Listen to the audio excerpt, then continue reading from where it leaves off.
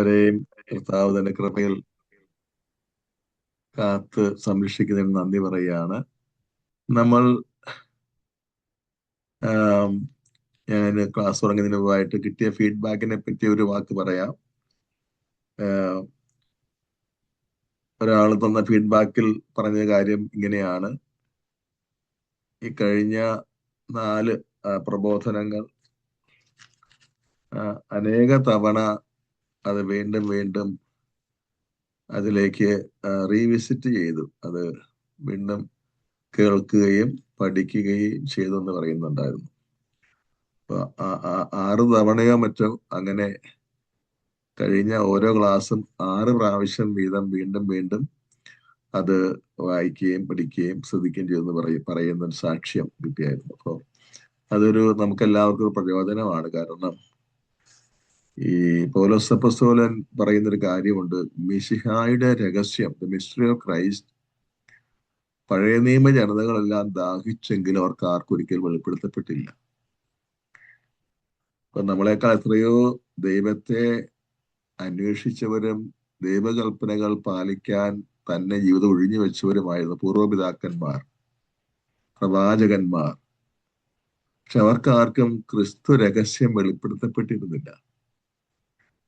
ഇപ്പൊ ക്രിസ്തു രഹസ്യം എന്ന് പറയുന്നത് ഒരു പല അറിവിൽ ഒരറിവല്ല, നമ്മുടെ ജീവിതത്തെ ആകമാനം പരിവർത്തനപ്പെടുത്തുന്ന ഒരു രക്ഷാകരമായ ഒരു അറിവാണത്. അതിപ്പോ അതിനു വേണ്ടി ക്ലേശിക്കുകയും കഷ്ടപ്പെടുകയും അധ്വാനിക്കുകയും ചെയ്യുന്ന ഒരിക്കലും വ്യർത്ഥമാവുകയില്ല.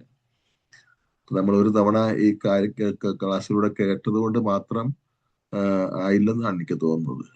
ഞാൻ തന്നെ ഈ വിഷയങ്ങൾ എത്രയോ തവണ പഠിക്കുകയും പറയുകയൊക്കെ ചെയ്തതാണെങ്കിലും ഓരോ തവണയും ഇതിനു വേണ്ടി ഒരുങ്ങുമ്പോഴാണ് അതിൻ്റെ കൂടുതൽ കൂടുതൽ കൂടുതൽ ബോധ്യങ്ങളും തിരിച്ചറിവും എല്ലാം ലഭിക്കുന്നത്. അപ്പോ ഈ സഭാപിതാക്കന്മാരെ പറ്റി ഒരിക്കൽ ഞാൻ പറഞ്ഞത്, സഭാപിതാക്കന്മാരെന്ന് പറയുന്നവര് വിരലിൽ എണ്ണാവുന്ന ആൾക്കാരേ ഉള്ളൂ. അവരെ അങ്ങനെ വിളിക്കാൻ കാരണം അവര് യേശു രഹസ്യം മനസ്സിലാക്കാൻ വേണ്ടി ജീവിതം മുഴുവനും സമർപ്പിച്ച് മാറ്റിവെച്ചു എന്നാണ് പറയുന്നത്.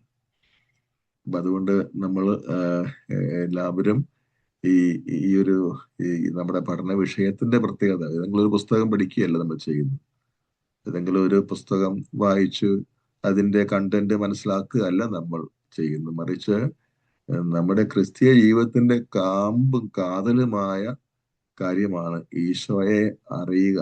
എന്ന് പറയാൻ നമുക്കറിയാലോ, ഒരു റിലേഷൻഷിപ്പാണ്. നമുക്ക് ഈശോയുടെ ബന്ധം തീർച്ചയായിട്ടും ഉണ്ട്. അത് ആഴത്തിൽ ഇന്ന് വിശുദ്ധ സെബസ്ത്യാനോസ് തിരുനാള് നമ്മുടെ കത്തീഡ്രൽ പള്ളിയിൽ ആഘോഷിക്കുകയുണ്ടായി.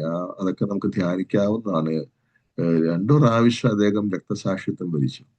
ആദ്യത്തെ തവണ അദ്ദേഹം മുഴുവൻ അസ്ത്രമെയ്ത് പീഡിപ്പിക്കുകയാണ്, യേശുവിനെ ഉപേക്ഷിക്കാൻ പറയുകയാണ്. അത് ചെയ്യുന്നില്ല. ആ വേദനയെല്ലാം സഹിച്ച് അദ്ദേഹം മരിച്ചെന്ന് കരുതി ഇട്ടച്ച് പോകുന്ന അവസാനം അദ്ദേഹം ജീവൻ ഉണ്ടായിരുന്നത് കൊണ്ട് ഒരു ആളുടെ പരിചരണം കൊണ്ട് വീണ്ടും ജീവൻ കിട്ടി. എന്നിട്ട് അദ്ദേഹം എന്നാ പോയി സമാധാനമായിട്ട് എവിടെയെങ്കിലും ഒളിച്ച് താമസിക്കാന്ന് വിചാരിക്കുന്നതിന് പകരം വീണ്ടും ചക്രവർത്തിയുടെ മുമ്പിൽ പോയിട്ട് ചക്രവർത്തിയെ ക്വസ്റ്റ്യൻ ചെയ്യുകയാണ്, ഈശോയിൽ വിശ്വസിക്കുന്നവരെ പീഡിപ്പിക്കരുതെന്ന് കൽപ്പിക്കുകയാണ്. അപ്പോഴാണ് 2ാമത് അദ്ദേഹത്തെ പിടിച്ചു കെട്ടി തല്ലിക്കൊല്ലുന്നത്. ഈ വിശുദ്ധർക്കൊക്കെ ഇതെങ്ങനെയാ സാധിച്ചെന്ന് ചോദിച്ചു കഴിഞ്ഞാല്, അവരെ സംബന്ധിച്ചിടത്തോളം ഈശോ ഒരു പ്രാർത്ഥനയുടെയോ ഭക്തിയുടെയോ വിഷയമല്ല, അവരുടെ ജീവിതത്തിന് മുഴുവനും കേന്ദ്രമായിരുന്നു. അവർ ജീവിച്ചതന്നെ ഈശോയ്ക്ക് വേണ്ടി ആയിരുന്നു. അതുകൊണ്ട് ഈശോയ്ക്ക് വേണ്ടി മരിക്കാൻ അവർക്ക് യാതൊരു ബുദ്ധിമുട്ടുണ്ടായില്ല. അപ്പം അതൊക്കെ നമ്മൾ തുലനം ചെയ്യേണ്ടതാണ്. നമുക്ക് ഈശോയോടുള്ള നമ്മുടെ അറിവ്, ഈശോയോടുള്ള ബന്ധത്തിലേക്ക് നമ്മളെ ആഴപ്പെടുത്തുകയാണ് ചെയ്യുന്നത്. അതാണ് ഈ മറ്റേത് ദൈവശാസ്ത്രത്തിൽ ഒരുപാട് വിഷയം പഠിക്കാൻ പറ്റും. പക്ഷെ ഈശോയെ പറ്റിയുള്ള പഠനം, ക്രിസ്റ്റോളജി, അതിന്റെ പ്രത്യേകത നമ്മൾ ക്രൈസ്തവ ജീവിതത്തിന്റെ ലക്ഷ്യത്തിലെത്തുന്നത് ഈ പഠനത്തിലൂടെയാണ്. അതുകൊണ്ട് എല്ലാവരും ഈ ക്ലാസ്സിൽ കേട്ട പിന്നത്തേക്ക് മാറ്റിവെക്കരുത്. ഇതിനുശേഷം ഇന്ന് തന്നെ പറ്റുമെങ്കിൽ കുറച്ച് സമയം എടുത്ത് കേട്ട കാര്യങ്ങൾ ഒന്ന് കുറിച്ച് വെക്കുക, അതൊന്ന് മനനം ചെയ്യുക, അതൊന്ന് പഠന വിഷയമാക്കുക. അതേപ്പറ്റി കൂടുതൽ വിവരങ്ങൾ നിങ്ങൾക്ക് ചിലപ്പം വേറെ വായനകൾ കിട്ടിയെന്ന് വരും, പരിശുദ്ധാത്മാവിലൂടെ കിട്ടും പ്രാർത്ഥന വഴി. അങ്ങനെ ഒരു ശ്രമം കൂടെ നമ്മൾ നടത്തിയാലേ ഇത് ഫലദായകമാകുള്ളൂ എന്ന് കൂടെ ഞാൻ പറയുകയാണ്. Praise the Lord. കൊള്ളാം. നമുക്ക് നമ്മൾ ഈശോ ദൈവപുത്രനാണ് എന്ന ആ ആദ്യത്തെ വിഷയത്തിൽ തന്നെയാണ് ഇപ്പോഴും നമ്മൾ നിൽക്കുന്നത്. കഴിഞ്ഞ ക്ലാസ്സിൽ കർത്താവിന്റെ മനുഷ്യാവതാരത്തെ പറ്റി നമ്മൾ സംസാരിക്കുകയുണ്ടായി. ഈശോയിലുള്ള രണ്ട് സ്വഭാവങ്ങൾ, ദൈവസ്വഭാവവും മനുഷ്യ സ്വഭാവവും, ഇതേപ്പറ്റിയൊക്കെ നമ്മൾ പങ്കുവെക്കുകയുണ്ടായി. ഇന്ന് നമ്മൾ നേരത്തെ മാറ്റിവെച്ചിരുന്ന ഒരു വിഷയമുണ്ട്. ഇതുമായിട്ട് അഭേദ്യ ബന്ധമുണ്ട്. ഈശോ ദൈവവും മനുഷ്യനുമാണ് ഒരേ സമയം. 100% ദൈവവും 100% മനുഷ്യനുമാണെന്നുള്ളതായ സുപ്രധാന പ്രബോധനത്തിന്റെ ഒരു വിശദീകരണം കിട്ടാൻ വേണ്ടിയാണ് മനുഷ്യപുത്രൻ എന്നുള്ള പ്രയോഗം. ഒരു ചോദ്യം ഉണ്ടായിരുന്നല്ലോ 2-3 ക്ലാസ് മുമ്പ്, എന്തുകൊണ്ട് നമ്മൾ യേശു ദൈവപുത്രനാണെന്ന് സ്ഥാപിക്കാൻ ആദ്യത്തെ ക്ലാസ്സിൽ ശ്രമിച്ചപ്പോഴാണ് ഈ ചോദ്യം ഉണ്ടായത്. മനുഷ്യപുത്രൻ എന്ന പ്രയോഗം ആണല്ലോ ഈശോയെ പറ്റി ഈശോ തന്നെ ഉപയോഗിക്കുന്നത്. ഈശോ ഒരിക്കലും താൻ ദൈവപുത്രനാണെന്ന് പറഞ്ഞതായിട്ട് എങ്ങും എഴുതിയിട്ടില്ല. പകരം ഈശോ തന്നെ പറ്റി പറയാൻ ശ്രമിക്കുമ്പോഴെല്ലാം മനുഷ്യപുത്രൻ എന്നാണ് പറയുന്നത്. അപ്പൊ അതിനെന്തൊരു വിശദീകരണം നമ്മൾ ചെറുതായിട്ടൊന്ന് പറഞ്ഞെങ്കിൽ ഇന്ന് നമ്മൾ അപ്പം വിശദമായിട്ട് അത് പഠിക്കാൻ ശ്രമിക്കുകയാണ്. അതിലേക്ക് പോകുന്നതിന് മുമ്പായിട്ട് ഒരു വിശുദ്ധ ഗ്രന്ഥം വ്യാഖ്യാനിക്കാനുള്ള ഒരു തത്വം ഞാൻ ആദ്യം പറയാം. വിശുദ്ധ ബൈബിള് നമ്മളെല്ലാവരും സ്നേഹിക്കുന്നവരാണ്, കൂടെ കൊണ്ടു നടക്കുന്നവരാണ്, വായിക്കുകയും ധ്യാനിക്കുകയും പഠിക്കുകയും അതേപ്പറ്റി പ്രബോധിപ്പിക്കുകയും ചെയ്യുന്നവരാണ്, മറ്റുള്ളവരെ പഠിപ്പിക്കുന്നവരാണ്. പക്ഷെ ഒരു കാര്യം ഓർത്തിരിക്കണം, വേദപുസ്തകം ആരുടെയും സ്വന്തമായ വ്യാഖ്യാനത്തിനുള്ളതല്ല. പത്രോസിയ ആദിമ ക്രൈസ്തവരിൽ കണ്ട ഒരു അപകടം മണത്തറിഞ്ഞ് എഴുതുകയാണ്. വിശുദ്ധ വചനം, ദൈവത്തിന്റെ വചനം ആരുടെയും സ്വന്തം വ്യാഖ്യാനത്തിനുള്ളതല്ല. അതുകൊണ്ട് സഭ വിശുദ്ധ ബൈബിൾ വ്യാഖ്യാനിക്കുന്നതിന് ചില മാനദണ്ഡങ്ങൾ, keys to interpretation of the Bible തന്നിട്ട് പഠിപ്പിച്ചിട്ടുണ്ട്. അതിൽ ഏറ്റവും പ്രധാനപ്പെട്ട വളരെ സ്വാഭാവികമായിട്ടുള്ളത് ഏത് കോണ്ടെക്സ്റ്റിലാണ് ഈ കാര്യം പറഞ്ഞിരിക്കുക എന്നുള്ളതാണ്. ഏത് സന്ദർഭത്തിലാണ് ഈ ഒരു പ്രത്യേക പ്രസ്താവന ബൈബിൾ കാണുന്നത്, അത് കോണ്ടെക്സ്റ്റ് അല്ലെങ്കിൽ സന്ദർഭം, സാഹചര്യം, ഇത് നിർണായകമായ ഘടകമാണ് വിശുദ്ധ ഗ്രന്ഥ വ്യാഖ്യാനത്തിന്. ഏത് ഭാഗം വ്യാഖ്യാനിക്കുമ്പോഴും അത് ഏത് കോണ്ടെക്സ്റ്റിൽ പറഞ്ഞിരിക്കുന്നു, അത് ചുരുക്കി പറയുകയാണെങ്കിൽ ആ ഭാഗത്തിന് മുൻപും പിൻപും എന്താണ് വിഷയം, അത് മനസ്സിലാക്കിയാൽ മാത്രമേ ആ പ്രത്യേക ഭാഗത്തിന്റെ ശരിയായ അർത്ഥം ഗ്രഹിക്കാൻ സാധിക്കുകയുള്ളൂ. അപ്പൊ ഇതാണ് വേദപുസ്തക വ്യാഖ്യാനത്തിന്റെ ഒരു പൊതുവായ തത്വം.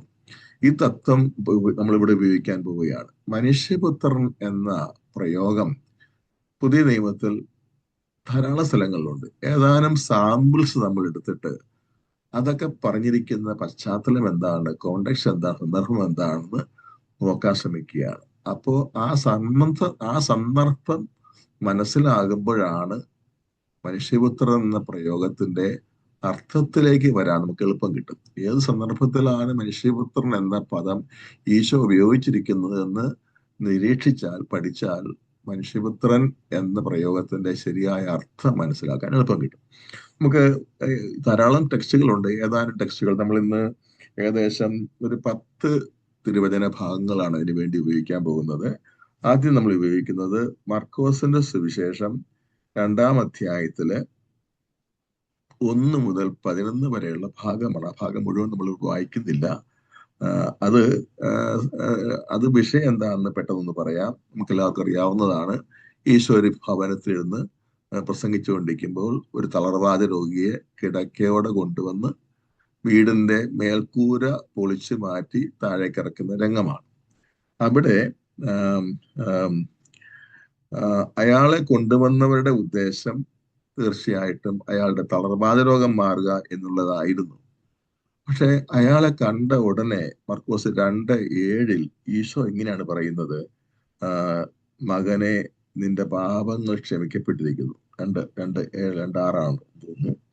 അപ്പം നിന്റെ പാപം ക്ഷമിക്കപ്പെട്ടിരിക്കുന്ന ഈശോ പറഞ്ഞ ഉടനെ അവിടെ ഇരുന്ന് നിയമജ്ഞർ, ഈ നിയമജ്ഞർ എന്ന വാക്കിന്റെ അർത്ഥം വിശുദ്ധ ഗ്രന്ഥ പണ്ഡിതർ എന്നാണ്.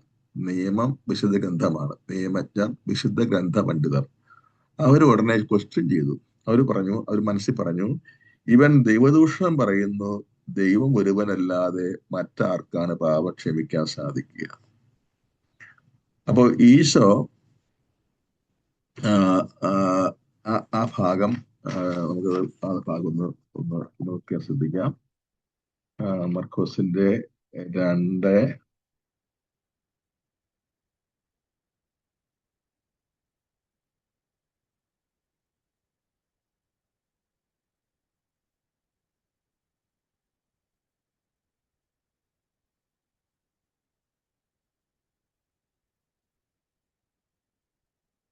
2:10. എന്നാൽ ഭൂമിയിൽ പാപങ്ങൾ മോചിക്കാൻ മനുഷ്യപുത്രന് അധികാരമുണ്ട് എന്ന് നിങ്ങൾ അറിയേണ്ടതിന് അവൻ തളർവാദ രോഗിയോട് പറഞ്ഞു, ഞാൻ നിന്നോട് പറയുന്നു, എഴുന്നേൽക്കുക, നിന്റെ കിടക്കയെടുത്ത് വീട്ടിലേക്ക് പോവുക. അപ്പൊ അവിടെ പാപങ്ങൾ മോചിക്കുക എന്ന പ്രവൃത്തിയുമായിട്ട് ബന്ധപ്പെടുത്തിയാണ് മനുഷ്യപുത്രൻ എന്ന പദം ഉപയോഗിച്ചിരിക്കുന്നത്. ഭൂമിയിൽ പാപങ്ങൾ മോചിക്കാൻ മനുഷ്യപുത്രന് അധികാരമുണ്ട് എന്ന് നിങ്ങൾ അറിയേണ്ടതിന് അവൻ തളർവാദ രോഗിയോട് പറഞ്ഞു, ഞാൻ നിന്നോട് പറയുന്നു, എഴുന്നേറ്റ് കിടക്കയെടുത്ത് വീട്ടിലേക്ക് പോകും. അപ്പോ മനുഷ്യപുത്രൻ എന്ന ആ പ്രയോഗത്തിന് അവിടെ അർത്ഥം ദൈവം തന്നെ എന്ന് വ്യക്തമാണ്. കാരണം 2:7 നിയമജ്ഞര് പറയുകയാണ്, ഇവൻ ദൈവദൂഷണം പറയുന്നു, ദൈവം ഒരുവനല്ലാതെ മറ്റാർക്കാണ് പാപം മോചിക്കാൻ സാധിക്കുക. അപ്പൊ പാപം മോചിക്കാൻ ദൈവത്തിനെ സാധിക്കുകയുള്ളൂ എന്നുള്ള ആ തിരുവചനം കൊണ്ട് ചേർത്ത് വായിക്കുമ്പോൾ പാപമോചനമായിട്ട് ബന്ധപ്പെടുത്തിയാണ് മനുഷ്യപുത്രൻ എന്ന വാക്ക് ഈശോ ഉപയോഗിച്ചതെന്ന് വ്യക്തമാണ്. മറ്റൊന്ന്, അതേ സുവിശേഷം മർക്കോസ് 2:23 മുതൽ ഭാഗമാണ്. 28 വരെയാണ്. അതായത് ശിഷ്യന്മാർ യേശുവും കൂടെ വയലിലൂടെ പോരുമ്പോൾ ശിഷ്യന്മാർ കതിരുകൾ പറിച്ച് ഭക്ഷിച്ചു വിശന്നിട്ട്.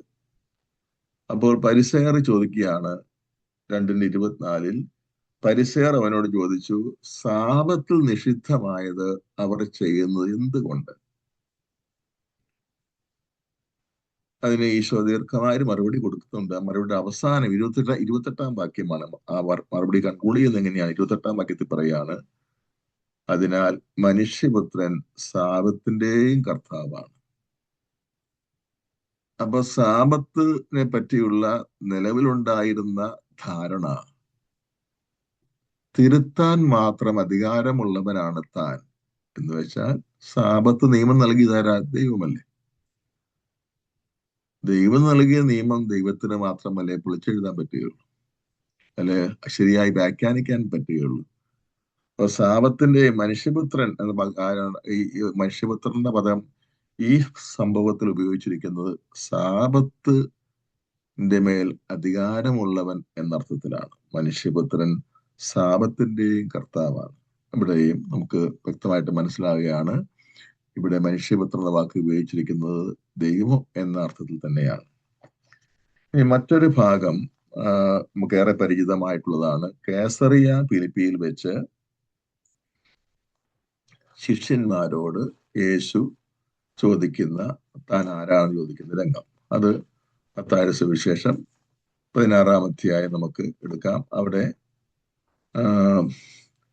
13-ാം വാക്യത്തിൽ ഇങ്ങനെയാണ് പറയുന്നത്, കേസറിയ ഫിലിപ്പി പ്രദേശത്തെത്തിയപ്പോൾ യേശു തന്റെ ശിഷ്യന്മാരോട് ചോദിച്ചു, മനുഷ്യപുത്രൻ ആരെന്നാണ് ആളുകൾ പറയുന്നത്?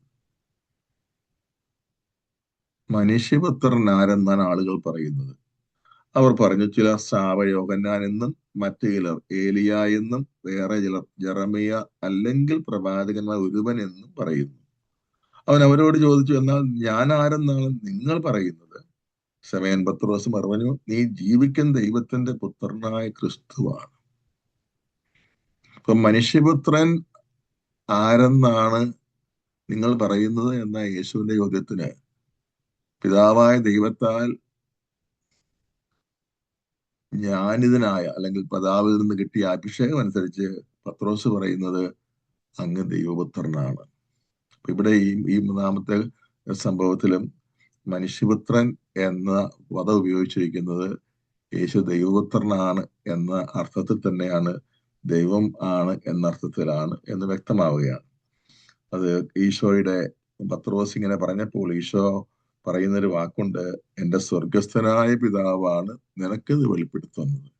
അപ്പോ ഈശോയെ ദൈവപുത്രനായ ക്രിസ്തുവെ എന്ന് പത്രോസ് വിളിച്ചത് സ്വർഗസ്ഥനായ പിതാവിന്റെ വെളിപാടനുസരിച്ചാണെന്ന് കൂടെ ഈശോ എടുത്ത് പറയുമ്പോൾ, അവിടെ മനുഷ്യപുത്രൻ എന്ന വാക്ക് ഈശോ സ്വയം തന്നെ പറ്റി പറയുമ്പോൾ അത് ദൈവം തന്നെയാണെന്ന അർത്ഥത്തിലാണെന്ന് വ്യക്തമാകുകയാണ്. ഈ മറ്റൊരു തിരുവചനം നമ്മൾ എടുക്കുന്നത് യോഹന്നാന്റെ സുവിശേഷം 3-ാം അധ്യായത്തിലാണ്. അത് നിക്കോദേമോസുമായിട്ടുള്ള കർത്താവിന്റെ സംഭാഷണ ഭാഗമാണ്. നിക്കോദേമോസ് രാത്രി ഈശോയെ കാണാൻ വന്ന് ഈശോയുമായി സംസാരിച്ച് ഈശോയുടെ വിശ്വാസമൊക്കെ അദ്ദേഹം പ്രകാശിപ്പിച്ചു കഴിഞ്ഞപ്പോ പിന്നെ നിക്കോദേമോസുമായുള്ള ഈശോയുടെ സംഭാഷണമുണ്ട്. അത് വളരെ കാതലായ നിഗൂഢമായ രഹസ്യങ്ങളെ പറ്റിയാണ് ആ സംഭാഷണം അവസാനിക്കുന്നത്. അപ്പം യോഹന്നാന്റെ സുവിശേഷം 3-ാം അധ്യായത്തിൽ 10-ാം വാക്യമാണ് തുടങ്ങുന്നത്. ഇങ്ങനെയാണ്, യേശു അവനോട് പറഞ്ഞു, സത്യം 11-ാം വാക്യം, സത്യം സത്യമായി ഞാൻ നിന്നോട് പറയുന്നു, ഞങ്ങൾ അറിയുന്നവയെ പറ്റി സംസാരിക്കുന്നു, കണ്ടവയെ പറ്റി സാക്ഷ്യപ്പെടുത്തുന്നു, എന്നിട്ടും ഞങ്ങളുടെ സാക്ഷ്യം നിങ്ങൾ സ്വീകരിക്കുന്നില്ല. ഭൗമിക കാര്യങ്ങളെ പറ്റി ഞാൻ പറഞ്ഞത് നിങ്ങൾ വിശ്വസിക്കുന്നില്ലെങ്കിൽ സ്വർഗീയ കാര്യങ്ങൾ പറഞ്ഞാൽ എങ്ങനെ വിശ്വസിക്കും? സ്വർഗത്തിൽ നിന്ന് ഇറങ്ങി വന്ന മനുഷ്യപുത്രനല്ലാതെ മറ്റാരും സ്വർഗത്തിൽ കയറിയിട്ടില്ല. അവിടെ മനുഷ്യപുത്രൻ ആരാണ്? ഈശോ തന്നെ പറയുകയാണ്, സ്വർഗത്തിൽ നിന്ന് ഇറങ്ങി വന്നവൻ. ദൈവമല്ലാതെ ആരാണ് സ്വർഗത്തിൽ നിന്ന് ഇറങ്ങി വരുന്നത്? എന്നിട്ട് അടുത്ത വാക്യം ഒന്നുകൂടെ പറയുന്നുണ്ട്, മോശ മരുഭൂമിയിൽ സർപ്പത്തെ ഉയർത്തിയ പോലെ തന്നിൽ വിശ്വസിക്കുന്നവന് നിത്യജീവൻ ഉണ്ടാകേണ്ടതിന് മനുഷ്യപുത്രനും ഉയർത്തപ്പെടേണ്ടിയിരിക്കുന്നു. അവിടെ ഈ മനുഷ്യപുത്രൻ എന്ന പദം ഉപയോഗിക്കുന്നത് നിത്യജീവൻ നൽകുന്നവൻ എന്നർത്ഥത്തിലാണ്. നിത്യജീവൻ നൽകുന്നവൻ ദൈവം തന്നെയാണ്. ഇനി മറ്റൊരു സന്ദർഭം നമ്മൾ ഉപയോഗിക്കുന്നത് യോഹന്നാന്റെ സുവിശേഷം 8-ാം അധ്യായത്തിലാണ്. യഹൂദന്മാരുമായിട്ടുള്ള കർത്താവിന്റെ ഗഹനമായ ചില വിഷയങ്ങളെ പറ്റിയുള്ള സംവാദമാണ് അവിടുത്തെ വിഷയം. യോഹന്നാൻ 8. അവിടെ 8:24 ഈശോ ഒരു പ്രസ്താവന നടത്തി. അതുകൊണ്ട് നിങ്ങൾ നിങ്ങളുടെ പാപങ്ങളിൽ മരിക്കും എന്ന് ഞാൻ പറഞ്ഞു, കാരണം ഞാൻ ആകുന്നു എന്ന് വിശ്വസിക്കുന്നില്ലെങ്കിൽ നിങ്ങൾ നിങ്ങളുടെ പാപങ്ങളിൽ മരിക്കും. ഈ പദം നമ്മൾ വേറെ ക്ലാസ് ആയിട്ട് വരേണ്ടതാണ്. ഞാൻ ആകുന്നു പ്രയോഗങ്ങൾ, ഞാനാകുന്നു പ്രയോഗം, അത് വേറെ വിഷയം നമുക്ക് എടുക്കാൻ പിന്നെ പറ്റിയേക്കും. അപ്പോൾ എന്തായാലും ഇവിടെ ഇത് ഇത്രയും പറഞ്ഞിരുന്നാൽ മതി. ഞാനാകുന്നു എന്ന വാക്ക് നമുക്കറിയാം, ദൈവം യഹോവ തന്നെ പരിചയപ്പെടുത്തിക്കൊണ്ട് മോശയോട് പറഞ്ഞ വാക്കാണ്. മോശ ചോദിക്കുകയാണ്, ഫറവോന്റെ അടുത്ത് പോയി ഇസ്രായേൽ ജനത്തെ മോചിപ്പിക്കാൻ ഞാൻ തയ്യാറാണ്, പക്ഷെ എന്നെ അയച്ച ആളുടെ പേര് ചോദിച്ചാൽ ഞാൻ എന്ത് പറയും? ദൈവമായ കർത്താവ് കൊടുത്ത പേര് പറഞ്ഞു കൊടുത്ത മറുപടി ഇതാണ്, ഞാൻ ആകുന്നു നിന്നെ അയച്ചെന്ന് പറ. ഞാൻ ആകുന്നു നിന്നെ അയച്ചെന്ന് പറ. അപ്പൊ ദൈവം തന്റെ പേരായി പറഞ്ഞതാണ് ഞാനാകുന്നു. ഈശോ ഇവിടെ യഹൂദന്മാർ പറയാണ്, ഞാനാകുന്നു എന്ന് വിശ്വസിക്കുന്നില്ലെങ്കിൽ നിങ്ങളുടെ പാപങ്ങൾ മരിക്കും.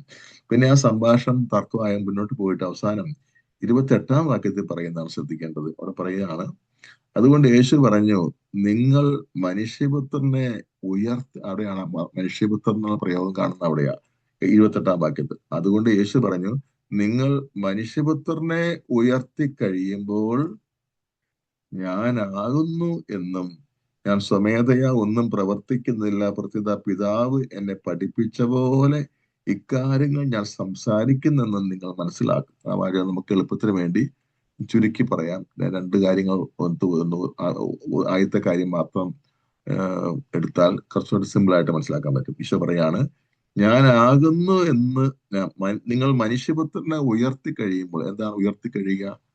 അവിടെ മനുഷ്യപുത്രൻ എന്ന വാക്ക് ഈശോ തന്നെ പറ്റി പറയാൻ ഉപയോഗിക്കുക. ഉയർത്തുക, മഹത്വപ്പെടുത്തുക, രണ്ടു തരത്തിലാണ് കർത്താവ് മഹത്വപ്പെടുന്നത്. ഒന്ന് കുരിശിലാണ് മഹത്വപ്പെടുന്നത്, പിന്നീട് ഉത്ഥാനത്തിലാണ്.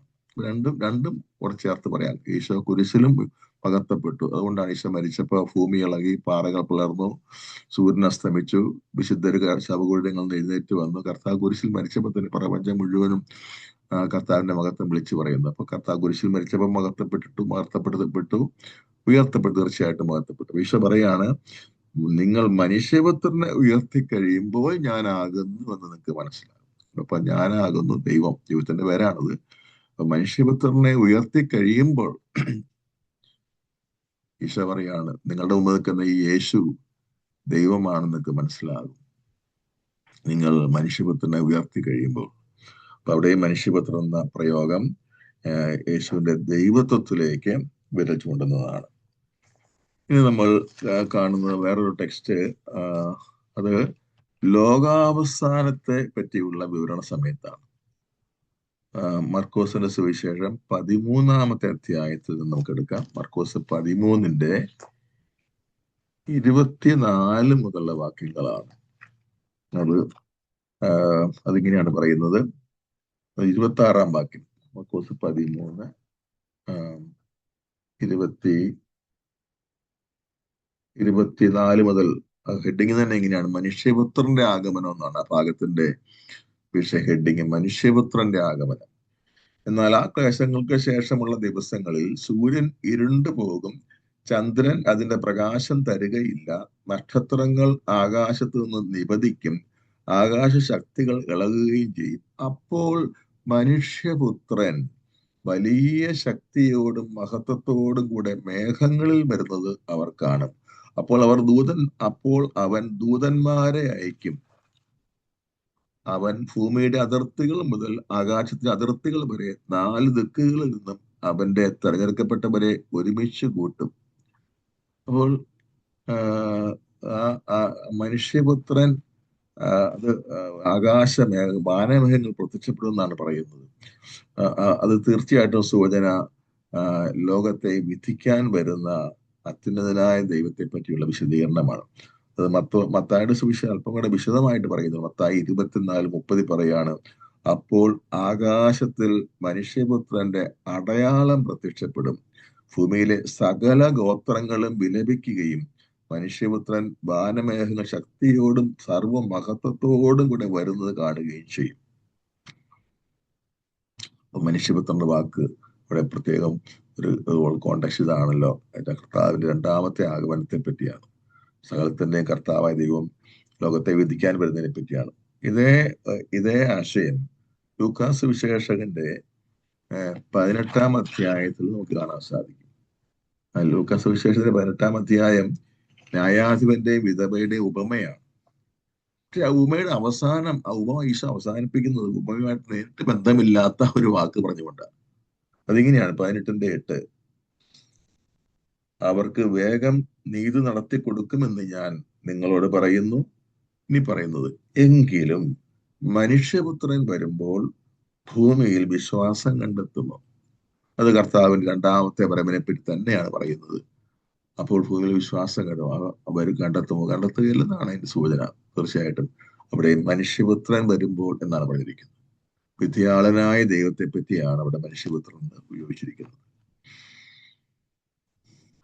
ഇനിയും നമ്മൾ കാണുന്നത് ഈശോ 3 പ്രാവശ്യം തൻ്റെ പീഡാനുഭവവും മരണവും ഉത്ഥാനവും പ്രവചിക്കുന്ന ഭാഗമാണ്. നമുക്ക് മാർക്കോസിന്റെ സുവിശേഷം 8-ാം അധ്യായം 31-ാമത്തെ വാക്യത്തിലാണ് ആദ്യത്തെ പ്രവചനം. അവിടെ നമ്മളിങ്ങനെയാണ് വായിക്കുന്നത്. 31-ാം വാക്യം, മർക്കോസ് 8:31.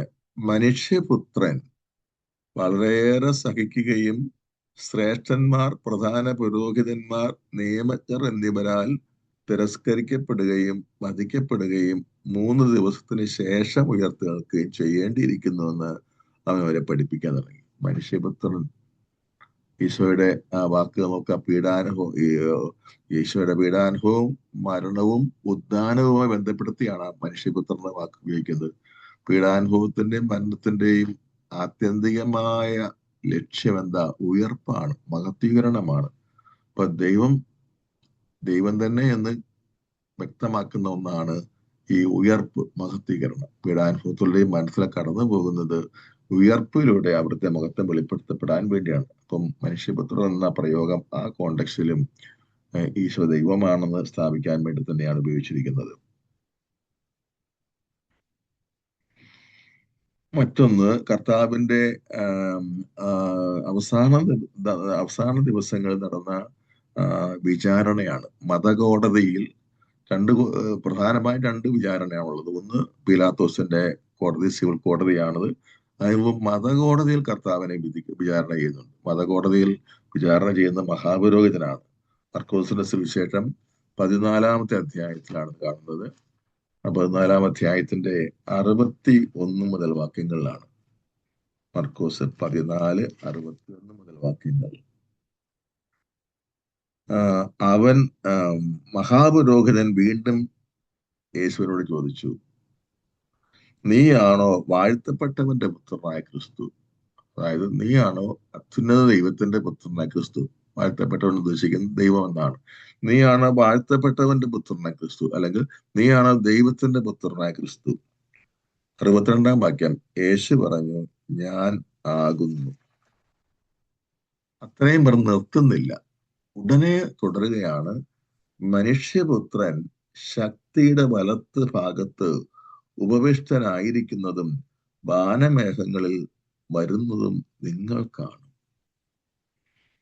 അപ്പോൾ ദൈവപുത്രനാണ് എന്ന് പറഞ്ഞതിന് ശേഷം അതൊന്നുകൂടെ ഉറപ്പിക്കാൻ വേണ്ടി ഉപയോഗിക്കുന്ന പദം മനുഷ്യപുത്രൻ എന്നാണ്.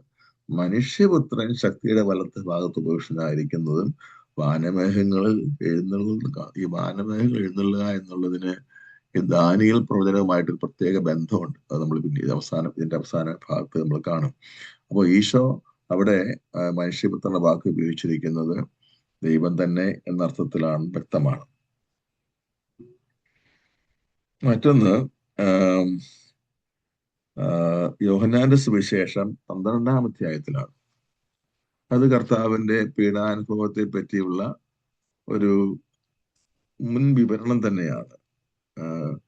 യോഹന്നാന്റെ സുവിശേഷം അധ്യായം 12 20 മുതൽ വാക്യങ്ങളാണ്. 23 വാക്യമാണ് നമുക്ക് പ്രത്യേകിച്ച് ആവശ്യമുള്ളത്. 20 മുതൽ വാക്യാണ്. തിരുനാളിൽ ആരാധിക്കാൻ വന്നവരിൽ ഏതാനും ഗ്രീക്കുകാരും ഉണ്ടായിരുന്നു. ഇവർ ഗലീലയിലെ ബെത്സയിദായിൽ നിന്നുള്ള പീലിപ്പോസിന്റെ അടുക്കൽ ചെന്ന് പറഞ്ഞു, പ്രഭോ, ഞങ്ങൾ യേശുവിനെ കാണാൻ ആഗ്രഹിക്കുന്നു. പീലിപ്പോസ് പോയി അന്ത്രയോസിനോട് പറഞ്ഞു. അന്ത്രയോസും പീലിപ്പോസും കൂടി യേശുവിനെ വിവരം അറിയിച്ചു. അതിനുള്ള ഈശോയുടെ മറുപടിയാണ് ഈ വായിക്കുന്നത്. 23 വാക്യം, യേശു പ്രതിവചിച്ചു, മനുഷ്യപുത്രൻ മഹത്വപ്പെടാനുള്ള സമയമായിരിക്കുന്നു. സത്യസത്യമായി ഞാൻ നിങ്ങളോട് പറയുന്നു, ഗോതമ്പ് മണി നിലത്ത് വീണ് അഴിയുന്നില്ലെങ്കിൽ അത് അതേപടി ഇരിക്കും, അഴിയുന്നെങ്കിലോ അതേറെ ഫലം പുറപ്പെടുവിക്കും.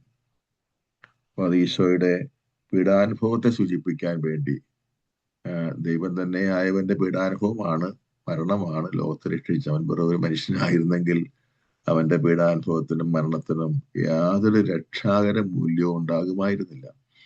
അതുകൊണ്ട് എവിടെയും മനുഷ്യപുത്രൻ മഹത്വപ്പെടാനുള്ള സമയമായി. കർത്താവിന്റെ പീഡാനുഭവത്തിലും മരണത്തിലും ഉത്ഥാനത്തിലുമുള്ള ദൈവിക മഹത്വത്തെ പറ്റിയാണ് സൂചന. അപ്പൊ മനുഷ്യപുത്രൻ എന്ന പ്രയോഗം അവിടെയും ദൈവിക മഹത്വം വെളിപ്പെടുത്തുന്നതാണ്.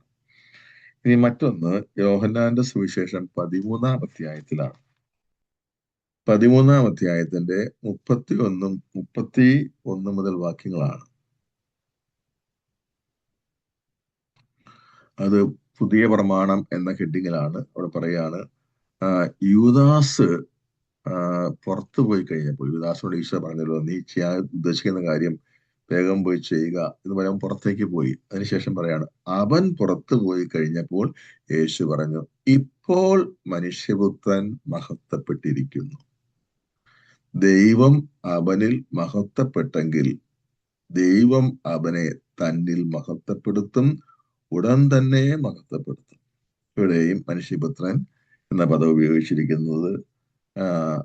ഈശോയുടെ ദൈവിക മഹത്വവുമായി ബന്ധപ്പെടുത്തിയാണെന്ന് വ്യക്തമായി. ഇത് നമ്മൾ അതിന്റെ ഈ പറഞ്ഞുകൊണ്ടിരിക്കുന്ന വിഷയത്തിന്റെ ഒരു സമാപനം എന്ന നിലയ്ക്ക് ദാനിയേൽ പ്രവചനം വായിക്കുകയാണ്. ദാനിയേൽ പ്രവാചകന്റെ പുസ്തകമായിട്ടാണ് ഈ മനുഷ്യപുത്രൻ എന്ന വാക്ക് എന്ന പദം എന്ന പ്രയോഗം മനസ്സിലാക്കാനായിട്ട് വിശുദ്ധ ഗ്രന്ഥ പണ്ഡിതന്മാർ എപ്പോഴും നിർദ്ദേശിക്കുന്നത് ദാനിയേൽ പ്രവചനവുമായി ബന്ധപ്പെടുത്തി അത് മനസ്സിലാക്കാനാണ്. ദാനിയേൽ പ്രവാചകന്റെ പുസ്തകം 7-ാമത്തെ അധ്യായത്തിലാണ്. അവിടെ 7-ാമത്തെ 9 മുതൽ വാക്യങ്ങൾ, ആ ഭാഗത്തിന്റെ ഹെഡിങ് പോലും മനുഷ്യപുത്രൻ എന്നാണ്. ദാനിയേൽ കാണുന്ന ദൈവിക ദർശനമാണ്. ദാനിയേൽ വിവരിക്കുന്ന ഇങ്ങനെയാണ്: ഞാൻ നോക്കിക്കൊണ്ടിരിക്കെ സിംഹാസനങ്ങൾ നിരത്തി പുരാതനനായവൻ, ദൈവത്തെ പറ്റി പറയുന്ന വാക്കാണ്, പുരാതനനായവൻ ഉപവിഷ്ടനായി. അവന്റെ വസ്ത്രം മഞ്ഞുപോലെ ധവളം, തലമുടി നിർമ്മലമായ ആട്ടിൻ രോമം പോലെ. തീജ്വാലകളായിരുന്നു അവന്റെ സിംഹാസനം, അതിന്റെ ചക്രങ്ങൾ കത്തിക്കാളുന്ന അഗ്നി. അവന്റെ മുൻപിൽ നിന്ന് അഗ്നിപ്രവാഹം പുറപ്പെട്ടു. 1000 പേർ അവനെ സേവിച്ചു. 10,000 പേർ അവന്റെ മുൻപിൽ നിന്നു. ന്യായാധിപ സഭ ന്യായവിധിക്ക് ഉപവിഷ്ടമായി. ഗ്രന്ഥങ്ങൾ തുറക്കപ്പെട്ടു. കൊമ്പിന്റെ വൻപ് പറച്ചിൽ കേട്ട് ഞാൻ നോക്കിക്കൊണ്ടിരിക്കെ ആ മൃഗം കൊല്ലപ്പെട്ടു. അതിന്റെ ശരീരം നശിപ്പിക്കപ്പെട്ടു. അഗ്നിയിൽ ദഹിപ്പിക്കാൻ അത് വിട്ടുകൊടുക്കപ്പെടുകയും ചെയ്തു. മറ്റ് മൃഗങ്ങളുടെ ആധിപത്യം എടുത്തു മാറ്റപ്പെട്ടു. എന്നാൽ അവയുടെ ആയുസ് ഒരു കാലത്തേക്കും ഒരു സമയത്തേക്കും നീണ്ടുനിന്നു. നിശാദർശനത്തിൽ, ഇനി പറയുന്നതാണ് മനുഷ്യപുത്രനെ പറ്റിയുള്ള പ്രത്യേക ഭാഗം. നിശാദർശനത്തിൽ, വാക്യം 13 നിശാദർശനത്തിൽ ഞാൻ കണ്ടു, ഇതാ വാനമേഘങ്ങളോടുകൂടെ മനുഷ്യപുത്രനെ പോലെ ഒരുവൻ വരുന്നു. അവനെ പുരാതനനായവന്റെ മുൻപിൽ ആനയിച്ചു. എല്ലാ ജനതകളും ജനപദങ്ങളും ഭാഷക്കാരും അവനെ സേവിക്കേണ്ടതിന് ആധിപത്യവും മഹത്വവും രാജത്വവും അവന് നൽകി. ഈ വാക്യം പ്രത്യേകം ശ്രദ്ധിക്കണം. ഒന്നുകൂടെ വായിക്കാം. എല്ലാ ജനതകളും ജനപദങ്ങളും ഭാഷക്കാരും അവനെ സേവിക്കേണ്ടതിന് ആധിപത്യവും മഹത്വവും രാജത്വവും അവന് നൽകി. അവന്റെ ആധിപത്യം ശാശ്വതമാണ്, അത് ഒരിക്കലും ഇല്ലാതാവുകയില്ല. അവന്റെ രാജത്വം അനശ്വരമാണ്.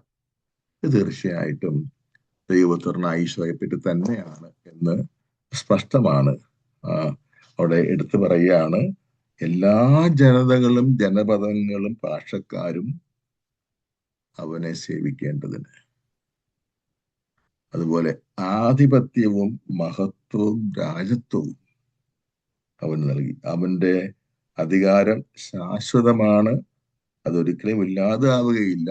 അവന്റെ രാജ്യത്വം അനശ്വരമാണ്. അത് ഈശോയെ പറ്റി തന്നെയാണെന്ന് നമ്മൾ ലൂക്കാസ് വിശേഷം വായിക്കുമ്പോൾ കാണാം. ലൂക്കാസ് വിശേഷം 1-ാം അധ്യായത്തില് പരിശുദ്ധ കന്യാമാതാവ് നൽകുന്ന മംഗളവാർത്തയിൽ മാതാവിനോട് മാലാഖ പറയുന്ന വാക്കുകൾ ഇങ്ങനെയാണ്.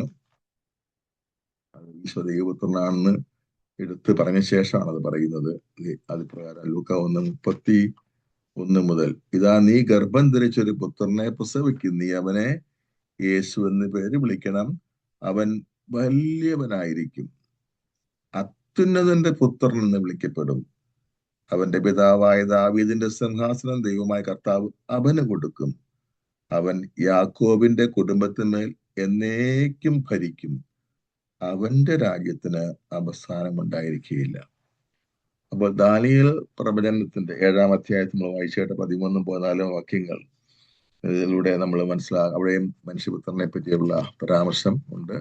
അത് ഈശോ പറ്റിയാണ്, ദൈവം തന്നെയാണ് അവിടുന്ന് എന്ന അർത്ഥത്തിലാണ് അത് പറഞ്ഞിരിക്കുന്നത്. അപ്പം ഈ ചുരുക്കി പറയുകയാണെങ്കിൽ ഇത്രയും നേരം നമ്മൾ പറഞ്ഞ ആശയം ഇതാണ്. മനുഷ്യപുത്രൻ എന്ന പ്രയോഗം കേൾക്കുമ്പോൾ നമുക്ക് ദൈവപുത്രൻ, ഈശോ ദൈവപുത്രനാണെന്ന് പറയുന്ന സത്യവിശ്വാസത്തിനോട് ചേർന്ന് പോകാത്താൻ തോന്നിയേക്കും. പക്ഷെ ഈ നമ്മൾ വായിച്ചു കേട്ട തിരുവചന ഭാഗങ്ങളിൽ നിന്ന് നമുക്ക് സ്പഷ്ടമായിട്ട് മനസ്സിലാകുന്നത് ദൈവം തന്നെയാണ് ഈശോ എന്ന് സ്ഥാപിക്കാൻ വേണ്ടിയുള്ള ഒരു പ്രയോഗമാണ്. അത് അവിടെ അവസാനിപ്പിക്കുകയാണ്. ഇനി പറയാൻ പോകുന്നത്, ഈശോ ഒരേ സമയം ദൈവവും അതേസമയം പൂർണ്ണമായും മനുഷ്യനുമാണ്. അപ്പം ഈശോ ദൈവമായിരിക്കുന്നത് പോലെ മനുഷ്യനും ആണ് എന്നുകൂടി കാണിക്കാൻ വേണ്ടിയാണ് മനുഷ്യപുത്രൻ എന്ന പ്രയോഗം ദൈവശാസ്ത്രത്തിൽ ഉപയോഗിച്ച് കാണുന്നത്. അതാണ് രണ്ടാമത്തെ പോയിന്റ്. ഈശോയെ പറ്റിയുള്ള 7 സാർവത്രിക സുവർണദോസുകളുടെ ചരിത്രം നമ്മൾ പിന്നീട് വിശദമായി കണ്ടെത്തുമ്പോൾ ഇതൊക്കെ ഒന്നുകൂടെ നമ്മുടെ ഉള്ളില് തറഞ്ഞോളും. ഇപ്പം ചുരുക്കത്തിൽ പറയാണ്, കത്തോലിക്കാ സഭയുടെ മതഗ്രന്ഥം മതമുള്ളവർക്ക് നല്ലൊരു ഭാഗമാണ് അതിന്റെ 464 പാരഗ്രാഫ്. ഈ CCC ഈ പാരഗ്രാഫ് അടിസ്ഥാനത്തിലാണ് റെഫറൻസ് എടുക്കുന്നത്. അതുകൊണ്ട് സത്യദൈവവും സത്യമനുഷ്യനും എന്ന് പറയുന്ന ഒരു ഭാഗമുണ്ട് catechism of the Catholic church, paragraph number 464, 464, 465, 466. അത് അവസാനിക്കുന്നത് 469 ആ സെക്ഷൻ. അപ്പം അത്രയും ഭാഗം നമ്മൾ അടുത്ത പ്രാവശ്യം ഒന്ന് വായിക്കുകയാണെങ്കിൽ, വായിക്കാൻ വായിക്കുകയാണെങ്കിൽ നമ്മൾ ഈ പറഞ്ഞ കാര്യങ്ങൾ ഒന്നുകൂടെ ഒന്ന് ആഴത്തിൽ ഉറയ്ക്കാനായിട്ട് സാധിക്കും. ഇപ്പൊ ഈ പറയുന്ന 464 പാരഗ്രാഫ് മുതൽ 469 പാരഗ്രാഫ് വരെയുള്ള കാര്യങ്ങളാണ് നമ്മൾ ഇനി പറയാൻ പോകുന്നത്. ഓരോ പാരഗ്രാഫ് എടുത്തെടുത്ത് പറയാൻ വേണമെങ്കിൽ 4-5 ക്ലാസ് വേണ്ടി വരും. അത്ര എടുത്ത് പറയുന്നില്ല, ചുരുക്കി അതിൻ്റെയൊക്കെ ഓരോന്നിന്റെ പ്രധാന ആശയങ്ങൾ നമ്മളിവിടെ സംഗ്രഹിച്ച് പറയാൻ പോവുകയാണ്. അതിന് നമുക്ക് അതെല്ലാം കൂടെ പറയാനായിട്ട് ഇപ്പൊ കർത്താവ് ഈശോ ദൈവമായിരിക്കുന്ന പോലെ തന്നെ, പൂർണ്ണ ദൈവമായിരിക്കുന്ന പോലെ തന്നെ പൂർണ്ണ മനുഷ്യനുമാണ് എന്ന വിശ്വാസത്യം. ഈശോ ദൈവവുമാണ് മനുഷ്യനുമാണ്. അത് എങ്ങനെയാണെന്ന് നേരത്തെ പറഞ്ഞത് ഒന്നുകൂടെ ഞാൻ പറഞ്ഞേക്കാം. അത് ഈശോ പരിശുദ്ധ ത്രിത്വത്തിലെ ഒരു വ്യക്തിയാണ്. രണ്ടാമത്തെ ആള് പുത്രൻ തമ്പുരാൻ എന്ന് നമ്മൾ വിളിക്കുന്നു. പിതാവ് ബാബാ തമ്പുരാൻ, അല്ലെ പഴയ ഭാഷയിൽ പറയാൻ ബാബാ തമ്പുരാൻ, പുത്രൻ തമ്പുരാൻ, റുഹാദ കുദശ. പിതാവായ ദൈവം, പുത്രനായ ദൈവം, പരിശുദ്ധാത്മാവായ ദൈവം. ഇതാണ് യേശുവിനെ പറ്റി ആദ്യം നമ്മൾ പറയേണ്ട കാര്യം. അതാണ് പരിശുദ്ധ ത്രിത്വത്തിലെ ഒരാളാണ്. അതുകൊണ്ട് തന്നെ ഈശോ ദൈവിക വ്യക്തിയാണ്. ഇനി മനുഷ്യകുലത്തെ രക്ഷിക്കാൻ വേണ്ടി ഈ ദൈവിക വ്യക്തിയായ ഈശോ എന്ത് ചെയ്തു? തനിക്ക് സഹജമായ ദൈവിക പ്രകൃതിക്ക് പുറമെ, ഡിവൈൻ നേച്ചർ, തനിക്ക് സഹജമായ ദൈവിക പ്രകൃതിക്ക് പുറമെ അവിടുന്ന് നമ്മുടേതുപോലെ തന്നെയുള്ള ഒരു മനുഷ്യ പ്രകൃതി സ്വീകരിച്ചു.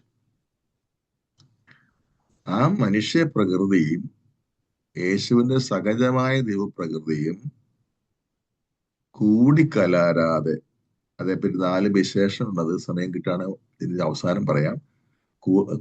അതിന് പറഞ്ഞിരിക്കുന്ന 4 വാക്കുകൾ ഉപയോഗിച്ചിരിക്കുന്നത് വളരെ പ്രധാനപ്പെട്ട വാക്കുകളാണ്. ഇതിങ്ങനെയാണ് പറഞ്ഞിരിക്കുന്നത്. അത് CCC 467 അവസാന ഭാഗത്താണ്. കർത്താവും ഏകജാതനുമായ ഒരേ ഒരു ക്രിസ്തു അന്യോന്യ മിശ്രണമോ പരിവർത്തനമോ വിഭജനമോ വിയോഗമോ ഇല്ലാത്ത 2 പ്രകൃതികളോട് കൂടിയവനാണെന്ന് അംഗീകരിക്കപ്പെടണമെന്ന് ഞങ്ങൾ ഏറ്റുപറയുന്നത് 451 ആണ്ടിൽ കാൽസഡോണിൽ നടന്ന സാർവത്രിക സൂനകദോസിന്റെ പ്രഖ്യാപനമാണ്. അപ്പൊ ഈ ഈശോയുടെ ദൈവിക വ്യക്തിത്വത്തിൽ ഈശോയുടെ ദൈവിക പ്രകൃതിയും ഈശോയുടെ മനുഷ്യ പ്രകൃതിയും ഒന്നായി ചേർന്നതിന്റെ പ്രത്യേകത പറയുകയാണ്. അതൊന്നുകൂടെ നമ്മൾ വിശദീകരിക്കാം. അന്യോന്യ മിശ്രണമോ പരിവർത്തനമോ വിഭജനമോ വിയോഗമോ ഇല്ലാത്ത തരത്തിലാണ് ഈ ഐക്യം സംഭവിച്ചിരിക്കുന്നത്. അപ്പം അതുകൊണ്ട് ഈശോയുടെ ദൈവിക വ്യക്തി ഇത് പ്രത്യേകം പറയാൻ കാരണം, ഈ പുത്രനായ ദൈവം മനുഷ്യപ്രകൃതി സ്വീകരിച്ചപ്പോൾ അവിടുന്ന് ദൈവിക വ്യക്തി ആയിരിക്കുന്നത് പോലെ തന്നെ ഒരു മനുഷ്യ വ്യക്തിയും കൂടി ആയി എന്ന് നെസ്തോറിയസ് പഠിപ്പിച്ചിരുന്നു. അത് പാഷണ്ഡതയാണ്. ദൈവം മനുഷ്യനായി അവതരിച്ചപ്പോൾ അവിടുന്ന് ആദ്യം ദൈവമാണല്ലോ, ദൈവമാണ്, അതുപോലെ തന്നെ ദൈവിക വ്യക്തിയാണ്. അതുപോലെ തന്നെ അവിടുന്ന് കന്യകാമരത്തിൽ ജനിച്ചതോടുകൂടി മനുഷ്യ വ്യക്തിയുമായി തീർന്നു എന്ന ഒരു തെറ്റായ പ്രബോധനം ഉണ്ടായി. നെസ്റ്റോറിയൻ പാഷണ്ഡത എന്നാണ് പറയുന്നത്. അത് വലിയ തെറ്റാണ്. കാരണം ഈശോ മനുഷ്യ വ്യക്തിയല്ല, ഈശോ ദൈവിക വ്യക്തിയാണ്. ദൈവിക വ്യക്തിയിൽ മനുഷ്യ പ്രകൃതി സ്വീകരിച്ചു എന്ന് ദൈവിക വ്യക്തിയായ പുത്രൻ തമ്പുരാൻ മനുഷ്യ പ്രകൃതി സ്വീകരിച്ചു എന്നേ ഉള്ളൂ. അപ്പൊ മനുഷ്യ വ്യക്തിയായി മാറിയില്ല, ദൈവിക വ്യക്തിയായി തന്നെ തുടരുന്നു. ദൈവിക വ്യക്തിയായി തന്നെ തുടരുകയും അതേസമയം മനുഷ്യ പ്രകൃതി ആ ദൈവിക വ്യക്തിയിലേക്ക് സ്വീകരിക്കുകയും ചെയ്തു. ഇതാണ് ഈ ഒരു കാര്യം വളരെ വളരെ വളരെ പ്രധാനപ്പെട്ടത്. അതുകൊണ്ട് പിന്നെയും പറയുന്നത് തെറ്റുപറ്റാൻ പാടില്ല. ഈശോ മനുഷ്യ വ്യക്തിയല്ല, ഈശോ ദൈവിക വ്യക്തിയാണ്. പക്ഷെ ദൈവിക വ്യക്തിക്ക് സഹജമായത് ദൈവിക പ്രകൃതിയാണ്, ഡിവൈൻ നേച്ചറാണ്. പക്ഷെ മനുഷ്യകുലത്തെ രക്ഷിക്കാൻ വേണ്ടി, ആ ഒറ്റ ലക്ഷ്യത്തിന് വേണ്ടി അവിടുന്ന് മനുഷ്യനായി തീർന്നതാണ്. മനുഷ്യനായി തീർന്ന് പറയുമ്പോൾ മനുഷ്യ വ്യക്തിയായി തീർന്നില്ല, മറിച്ച് മനുഷ്യ പ്രകൃതി മാത്രമേ സ്വീകരിച്ചിട്ടുള്ളൂ. അവിടുത്തെ വ്യക്തിത്വം ദൈവിക വ്യക്തിത്വത്തിന് ഇത് വളരെ വളരെ കാതലായ രഹസ്യമാണ്. അതാണ് അത് നമ്മൾ ഉറപ്പിച്ചോളണം. അവിടുന്ന് മനുഷ്യ വ്യക്തിയല്ല, അവിടുന്ന് ദൈവിക വ്യക്തിയാണ്. എന്നാൽ അവിടത്തേക്ക് മനുഷ്യ പ്രകൃതിയുണ്ട്. അതുകൊണ്ടാണ് അവിടുന്ന് ഒരേ സമയം ദൈവവും ഒരേ സമയം മനുഷ്യനുമാണ്. അപ്പൊ ഒരേ സമയം ദൈവവും ഒരേ സമയം മനുഷ്യനുമാണെന്ന് പറയുമ്പോൾ അവിടുന്ന് ദൈവിക വ്യക്തി ആയിരിക്കുന്ന പോലെ തന്നെ മനുഷ്യ വ്യക്തിയും കൂടി ആണെന്ന് പറഞ്ഞു പോയാൽ അത് തെറ്റായി, പാഷണ്ഡതയായി. അവിടുന്ന് മനുഷ്യ വ്യക്തി ആയിട്ടില്ല, അവിടുന്ന് ദൈവിക വ്യക്തി തന്നെയാണ്, മനുഷ്യ പ്രകൃതിയാണ് സ്വീകരിച്ചത്. അതേസമയം അതുകൊണ്ട് തന്നെ അവിടുത്തെ ദൈവവും മനുഷ്യനും എന്ന് തീർച്ചയായും വിശേഷിപ്പിക്കുന്നു. അവിടെ ദൈവമാണ്, അതേസമയം മനുഷ്യനുമാണ്. ഇത്രയും പറഞ്ഞ ശേഷം നമ്മൾ ഈ കാൽസിഡോൺ സൂനകദോസിന്റെ ആ വിശ്വാസ പ്രമാണം ഞാനൊന്ന് 2 പ്രാവശ്യമെങ്കിലും വായിക്കേണ്ടി വരും. അത് അപ്പോൾ നമ്മൾ ഈ പറഞ്ഞ കാര്യങ്ങളൊക്കെ ഒന്നുകൂടെ ആവർത്തിക്കപ്പെടും. അതായത് ഈശോ ആരാണെന്ന് പഠിക്കാൻ വേണ്ടി കൂടിയ 4ാമത്തെ സാർവത്രിക സൂനകദോസാണ് കാൽസിഡോൺ സൂനകദോസ്. 1ാമത്തെ ഏതാന്ന് നിങ്ങൾക്കറിയാം, നിക്ക സൂനകദോസാണ്. അവിടെയാണ് പഠിപ്പിച്ചത് എന്താണ്? സത്യദൈവത്തിൽ നിന്നുള്ള സത്യദൈവമവൻ താതനോടൊത്ത് സത്തയിൽ ഏകനുമാ. നമ്മളെല്ലാ ക്രൈസ്തവരും, കത്തോലിക്കര് മാത്രമല്ല, ക്രൈസ്തവ ഗണങ്ങൾ എല്ലാ സഭക്കാരും ഉപയോഗിക്കുന്ന ഒരേ ഒരു വിശ്വാസ പ്രമാണമാണ് നിക്യ വിശ്വാസ പ്രമാണം. അതിന്റെ കാതലായ കാര്യമാണ് ഈ പറയുന്നത്. ഈശോ ദൈവത്തിൽ നിന്നുള്ള സത്യദൈവവും പിതാവിനോട് ഏക സത്തയുമാകും. നമ്മൾ നേരത്തെ ക്ലാസ്സുകളിൽ പറഞ്ഞു കഴിഞ്ഞു പോയ വിഷയമാണ്. അതിനുശേഷം പിന്നെ നടന്ന പിന്നെ 2ാമത്തെ സൂനകദോസ് 431 അത് 431 സൂനകദോസിൽ 1ാമത്തെ സൂനകദോസിൽ ഈശോ ദൈവം തന്നെയാണെന്ന് ഉറപ്പിക്കപ്പെട്ടു. 2ാമത്തെ സൂനകദോസിന്റെ വിഷയം ഈശോയുടെ മനുഷ്യത്വത്തെ പറ്റിയായിരുന്നു. ഈശോയുടെ മനുഷ്യത്വം പൂർണ്ണമല്ല എന്നൊരു പാഷണ്ഡത കാലയളവിൽ പ്രചരിച്ചിരുന്നു. അതിനെതിരായിട്ടാണ് 431 എഫേസസ് സൂനകദോസ് വെച്ച് പഠിപ്പിച്ചത്. ഇങ്ങനെയാണ് അത് CCC 466 കാറ്റഗിസം 466 ഉള്ളത്.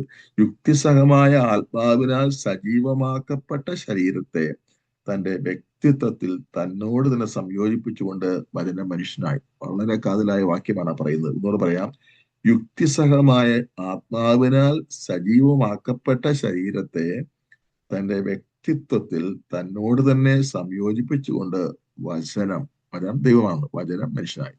ആ പാഷണ്ഡത എങ്ങനെയായിരുന്നു? യേശു മനുഷ്യപ്രകൃതി സ്വീകരിച്ചപ്പോൾ ശരീരം മാത്രമേ സ്വീകരിച്ചുള്ളൂ, മനുഷ്യന്റെ ആത്മാവ് യേശു സ്വീകരിച്ചിട്ടുണ്ടായിരുന്നില്ല. വേറെ വാക്കിൽ പറഞ്ഞാൽ യേശുവിന്റെ മനുഷ്യപ്രകൃതി പൂർണ്ണമല്ല എന്നാണ് ആ പാഷണ്ഡതക്കാർ പറഞ്ഞത്. കാരണം ആത്മാവിനെ സ്വീകരിച്ചിട്ടല്ലോ, ആത്മാവും മനസ്സും കൂടെ വരുമ്പോഴേ പൂർണ്ണ വ്യക്തിത്വം അല്ല, പൂർണ്ണ പ്രകൃതി ആകുള്ളൂ. അപ്പൊ യേശു സ്വീകരിച്ചത് മനുഷ്യന്റെ ആ ശരീരം മാത്രമാണ്, ആത്മാവിനെ സ്വീകരിച്ചില്ല എന്ന തെറ്റിദ്ധാരണ ദുർവ്യാഖ്യാനം തിരുത്താൻ വേണ്ടിയാണ്. അതിനുവേണ്ടി തന്നെയാണ് ഓർക്കണം ഈ ചരിത്ര പ്രസിദ്ധമായ എഫേസസ് സൂനക ദിവസം കൂടിയത്. അവിടെ പഠിപ്പിച്ചത് എങ്ങനെയാണ്? യുക്തിസഹമായ ആത്മാവിനാൽ സജീവമാക്കപ്പെട്ട ശരീരത്തെ, ഇപ്പൊ ആത്മാവിന്റെ ശരീരത്തെ രണ്ടും ഒരുമിച്ച് പറയുക. യുക്തിസഹമായ ആത്മാവിനാൽ സജീവമാക്കപ്പെട്ട ശരീരത്തെ തന്റെ വ്യക്തിത്വത്തിൽ തന്നോട് തന്നെ സംയോജിപ്പിച്ചുകൊണ്ട് വചനം മനുഷ്യനായി. ഇനി അതിനുശേഷം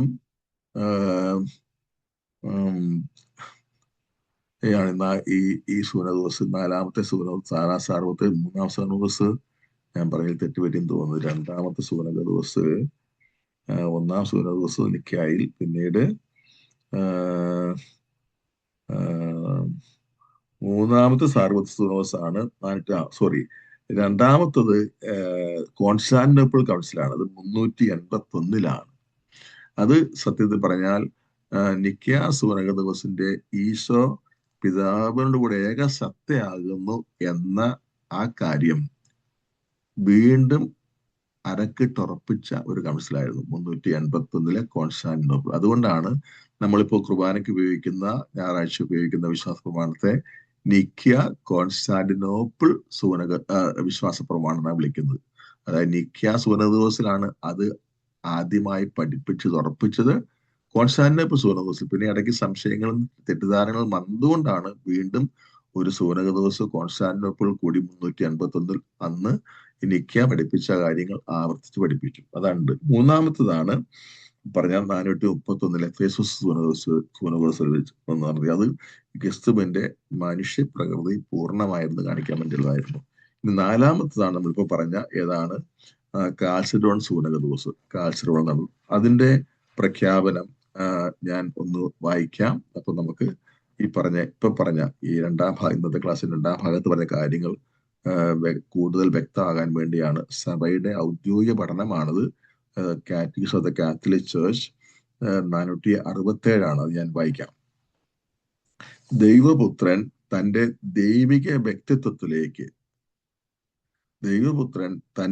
ദൈവിക വ്യക്തിത്വത്തിലേക്ക് മനുഷ്യ പ്രകൃതി സ്വീകരിച്ചതോടെ മിശിഹായുടെ മനുഷ്യപ്രകൃതി ശൂന്യമായി പോയെന്ന് ഏകസ്വഭാവവാദികൾ, അതൊരു ഭാഷണക്കാരാണ്, അബദ്ധ പഠനക്കാരാണ്, മനുഷ്യപ്രകൃതി ശൂന്യമായി പോയെന്ന് ഏകസ്വഭാവവാദികൾ വാദിക്കുന്നു. ഈ പാഷണ്ഡതയെ നേരിടേണ്ടി വന്നപ്പോൾ കാൽസിഡോൺ ചേർന്ന നാലാം സാർവത്രിക സൂനദോസ് ഇങ്ങനെ പ്രഖ്യാപിച്ചു. ഇനിയാണ് ആ സൂനദോസിന്റെ പ്രഖ്യാപനം കേൾക്കുന്നത്. വിശുദ്ധ പിതാക്കന്മാരെ അനുകരിച്ച് ഞങ്ങൾ ഏക സ്വരത്തിൽ നമ്മുടെ കർത്താവായ യേശു ക്രിസ്തു എന്ന ഒരേ ഒരു പുത്രനെ ഏറ്റുപറയുകയും അവിടുത്തെ കുറിച്ച് പഠിപ്പിക്കുകയും ചെയ്യുന്നു. അവിടുന്ന് ദൈവത്വത്തിൽ പൂർണ്ണനാണ്, അവിടുന്ന് മനുഷ്യത്വത്തിലും പൂർണ്ണനാണ്. ശരീരവും യുക്തിസഹജമായ ആത്മാവുമുള്ള അവിടുന്ന് യഥാർത്ഥ ദൈവവും യഥാർത്ഥ മനുഷ്യനുമാണ്. അവിടുത്തെ ദൈവപ്രകൃതിയെ സംബന്ധിച്ച് അവിടുന്ന് പിതാവിനോട് സത്തൈക്യമുള്ളവനാണ്. മനുഷ്യപ്രകൃതിയെ സംബന്ധിച്ച് അവിടുന്ന് നമ്മോട് സത്തൈക്യമുള്ളവനാണ്. പാപമൊഴികെ എല്ലാ കാര്യങ്ങളിലും അവിടുന്ന് നമ്മെ പോലെയാണ്. ദൈവത്വത്തിൽ യുഗങ്ങൾക്ക് മുൻപ് തന്നെ അവിടുന്ന് പിതാവിൽ നിന്ന് ജനിച്ചു. എന്നാൽ ഈ അവസാന നാളുകളിൽ നമുക്ക് വേണ്ടിയും നമ്മുടെ രക്ഷയ്ക്ക് വേണ്ടിയും മനുഷ്യത്വത്തിൽ ദൈവമാതാവായ പരിശുദ്ധ കന്യക മറിയത്തിൽ നിന്ന് പൂജാതനായി. അപ്പൊ ഇവിടെ എടുത്തു പറഞ്ഞ കാര്യം, ദൈവത്വത്തിൽ ഈശോ പൂർണ്ണനാണ്, അതുപോലെ തന്നെ മനുഷ്യത്വത്തിലും പൂർണ്ണനാണ് എന്ന് പറയുമ്പോൾ യേശു ദൈവീയ വ്യക്തിയും അതേസമയം മനുഷ്യ വ്യക്തിയുമാണെന്ന് തെറ്റിദ്ധരിച്ചു പോകരുത്. യേശു ദൈവീയ വ്യക്തി മാത്രമാണ്. മനുഷ്യപ്രകൃതി ആ ദൈവീയ വ്യക്തിത്വത്തിലേക്ക് സ്വീകരിച്ചെന്നേ ഉള്ളൂ. അത് ആദ്യത്തെ വാചകം വീണ്ടും വായിക്കാം. ദൈവപുത്രൻ തന്റെ ദൈവിക വ്യക്തിത്വത്തിലേക്ക് മനുഷ്യപ്രകൃതി സ്വീകരിച്ചതോടെ. അപ്പോൾ മനുഷ്യ വ്യക്തിയായി മാറുന്നില്ല, ദൈവീയ വ്യക്തിയായി തന്നെ തുടരുന്നു. എന്നാൽ ആ ദൈവീയ വ്യക്തിത്വത്തിലേക്ക് മനുഷ്യപ്രകൃതി സ്വീകരിച്ചു എന്നുള്ള സത്യമാണ്. ആ അർത്ഥത്തിൽ മാത്രമാണ് അപ്പൊ ഇന്ന് യഥാർത്ഥ ദൈവവും യഥാർത്ഥ മനുഷ്യനുമാണെന്ന് പറയുന്നു. ഈശോയ്ക്ക് രണ്ട് ജനനമാണുള്ളത്. ഒന്ന് പിതാവിൽ നിന്ന് അനാദിയിലുള്ള ജനനം. അത് കഴിഞ്ഞ ദിവസം നമ്മൾ സൂചിപ്പിച്ചതാണല്ലോ.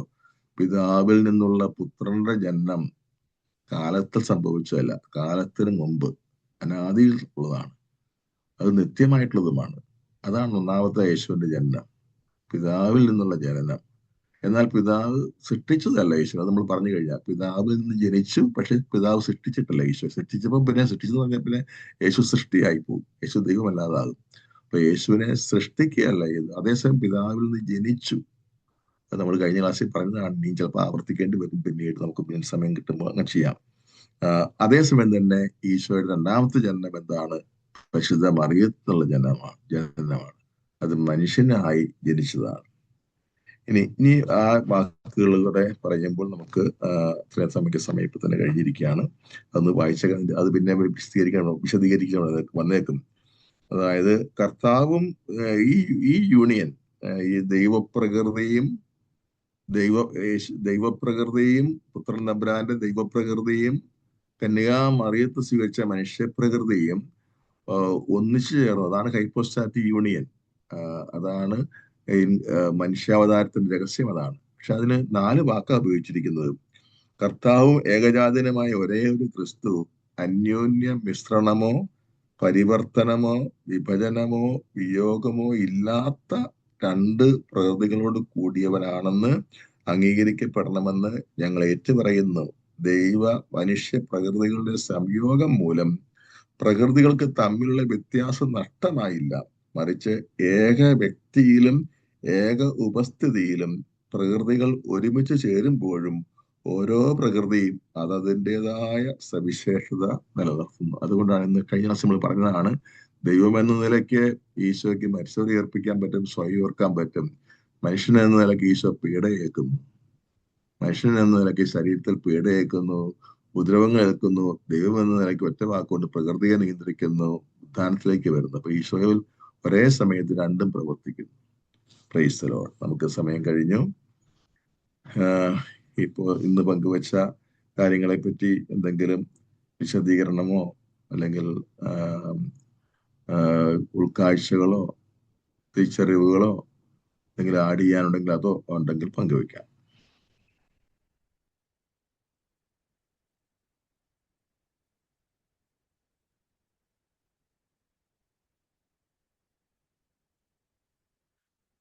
ജോസച്ചോ യേശുമിശിഹായ്ക്ക് സ്വീകരിക്കട്ടെ.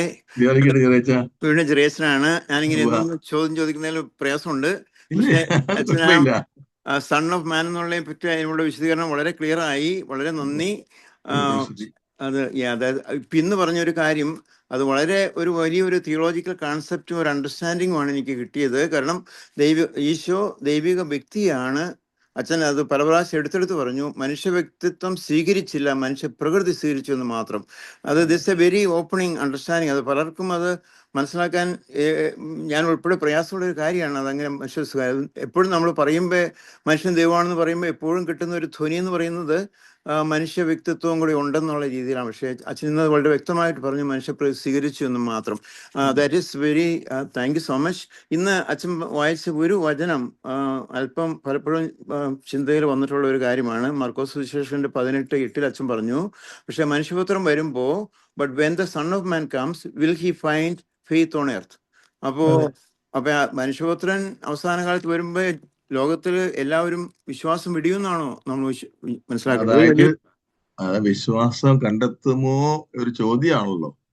ആ ചോദ്യത്തിന്റെ ധ്വനി വിശ്വാസത്തിൽ, യഥാർത്ഥ വിശ്വാസം ഒരുപാട് പേര് അകന്നു പോകുന്നല്ലേ. അതിപ്പോ തന്നെ നമ്മൾ കാണുന്നതല്ലേ. എന്താണ് യഥാർത്ഥ വിശ്വാസം? യഥാർത്ഥ വിശ്വാസം പറഞ്ഞാൽ ഈശോയുമായുള്ള കല്യാണം കഴിക്കലാണ്. ഈശോയും ഞാനും തമ്മിൽ മുന്തിരിച്ചെടിയും ശാഖയും പോലെ അഭേദ്യ ബന്ധത്തിലായി. പൗലോസ് പറഞ്ഞ പോലെ ഞാൻ ജീവിക്കുന്നു എന്നാൽ ഞാൻ ജീവിക്കുന്നേ ഇല്ല, ക്രിസ്തുവാണ് എന്നെ ജീവിക്കുന്നതെന്ന് പറയത്തക്ക വണ്ണം അത്രയ്ക്ക് വലിയൊരു രൂപാന്തരീകരണം ഓരോ വിശ്വാസിയിലും സംഭവിക്കേണ്ടതാണ്. അതാണ് പ്രതീക്ഷിക്കുന്നത്. പക്ഷെ ആ ഒരു ക്വാളിറ്റിയുള്ള വിശ്വാസം. ഇപ്പൊ തന്നെ നമ്മൾ സെന്റ് സെബാസ്റ്റ്യൻ വീഴ്ച ആഘോഷിച്ചു. ഈ രക്തസാക്ഷികളെ ചരിത്രം പറയുന്നത് എന്താ? അവരൊക്കെയാണ് മോഡൽസ്. അവരെങ്ങനെയാണ് വിശ്വാസികളായിട്ട് ജീവിച്ചത്. നമ്മളും അവരുടെ എന്ത് വ്യത്യാസം, ആ പകൽ വ്യത്യാസമില്ല. അപ്പം യഥാർത്ഥ ആ ആ മാറ്റുകൂടിയ വിശ്വാസം, ശരിക്കുള്ള വിശ്വാസം, അത് കർത്താവിനോടുള്ള സ്നേഹബന്ധമാണ്. കർത്താവിനെ അത്രമാത്രം സ്നേഹിച്ചത് കൊണ്ടാണ് ജീവൻ സന്തോഷപൂർവ്വം കളയാൻ അവർ മുന്നോട്ട് വന്നത്. അപ്പോ നമ്മള് വിശ്വാസത്തെ പറ്റി നമ്മള് വിശ്വാസം എന്താന്ന് ഡിഫൈൻ ചെയ്യുന്ന പോലെ ഇരിക്കും ആ വാചകത്തിന്റെ അർത്ഥം മനസ്സിലാക്കാൻ. ആദിമ ആദിമ ക്രൈസ്തവർ നമ്മൾ പറയില്ലേ, ഒരു കാര്യം അതിന്റെ ശരിക്കും മനസ്സിലാക്കാൻ go back to its roots എന്ന് പറയും അല്ലെ. പുറകിലേക്ക് പോകണം, പുറകിലേക്ക് പോയെങ്കിലേ അറിയാൻ പറ്റുള്ളൂ. പുറകിലേക്ക് പോകുമ്പോൾ കാണുന്നത് എന്താ? ഭൂരിപക്ഷം ക്രിസ്ത്യാനികളും രക്തസാക്ഷികളുടെ മരിക്കുകയല്ലേ ചെയ്തത്. അപ്പം എല്ലാരും മരിക്കണമെന്ന അർത്ഥത്തിൽ പറയുകയല്ല, ഈശോയുള്ള സ്നേഹം അത്ര അധികമായിരുന്നു അവർക്ക്. അവരെക്കാൾ അധികം സ്നേഹിച്ച ഈശോയാണ്. അവർക്ക് വേണ്ടി ആരും ജീവിച്ചിട്ടുമില്ല, അവർക്ക് വേണ്ടി ജീവിച്ചിട്ടില്ല അവരാരും. കർത്താവിന് വേണ്ടി ജീവിച്ചു. കർത്താവിന് വേണ്ടി ജീവിക്കുന്നത് കർത്താവിന് വേണ്ടി മരിക്കാൻ സന്തോഷമായിരിക്കും. അപ്പോ അങ്ങനെ ഒരു ഒരു ഒരു വിധിയല്ലത്. അങ്ങനെ വിശ്വാസം കണ്ടെത്തുകയില്ല എന്ന് പറയുകയല്ല, ഒരു ഭയം, ഈശോയ്ക്ക് തന്നെ ഒരു ആശങ്ക. അങ്ങനെ എടുത്താൽ കുഴപ്പമുണ്ടോ? ആശങ്ക നമ്മളിൽ ഒരു വലിയ ആശങ്ക ഉളവാക്കുക ചെയ്യുന്നത്, അതാണ് പ്രശ്നം. അല്ല, നമുക്ക് ആശങ്ക വേണം. അതായത് അല്ലെങ്കിൽ I am okay, you are okay, everybody is okay എന്ന് പറയുന്നത് ഭ്രാന്തൻ ചിന്തയുണ്ടല്ലോ. എന്നാ കുഴപ്പമില്ല, ഞാൻ പള്ളിയിൽ പോകണ്ട, ഞാൻ ആരെയും പറ്റിക്കാനും പിടിച്ചു പറിക്കാനും പോകുന്നില്ല, ആർക്ക് ഉപദ്രവിക്കുക, പരമാവധി നന്മയ്ക്കാൻ ചെയ്ത എന്ന് ഞാൻ മരിച്ചു കിട്ടാൻ നോക്കിയിരിക്കുന്നു. ശവസംസ്കാര പ്രസംഗം കേട്ടാൽ നമുക്ക് തോന്നിപ്പോ, യുവോളജി കേട്ടാൽ തോന്നി ദൈവം ഇയാൾ വിശുദ്ധനെ പറ്റിയാണ് തോന്നിപ്പോവും. അങ്ങനെ എല്ലാരും പറഞ്ഞ് ഒപ്പിക്കുന്നത് അല്ലേ? കേട്ടിട്ടില്ലേ?